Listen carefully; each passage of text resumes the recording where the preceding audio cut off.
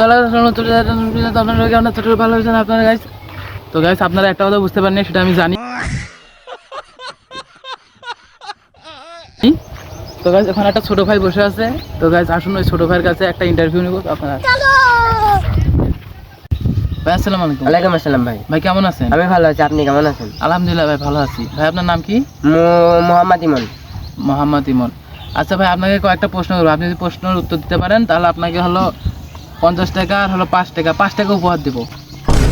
আচ্ছা যাই হোক ভাই, আপনি বলেন তো বাংলাদেশের জাতীয় কুত্তার নাম কি? ছাগল। রাইট অ্যান্সার ভাই, রাইট অ্যান্সার। আপনি তো পুরস্কার পাবেনই। আরেকটা প্রশ্ন করব ভাই, বলেন তো বাংলাদেশের জাতীয় পাখির নাম কি? কাউয়া। এটাও রাইট অ্যান্সার ভাই, রাইট অ্যান্সার।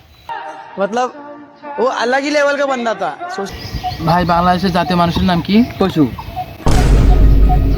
ভাই আপনি পুরস্কারটা পেয়ে যাচ্ছেন ভাই, অবশেষে আপনি পুরস্কারটা পেয়ে যাচ্ছেন। ও তো গাইস আপনারা দেখতে পাচ্ছেন এই ভাইটি আমার তিনটি প্রশ্নের উত্তর দিয়েছে ভাই। গাইস আপনার এই পুরস্কারটি পেয়ে কেমন লাগছে? খুবই ভালো।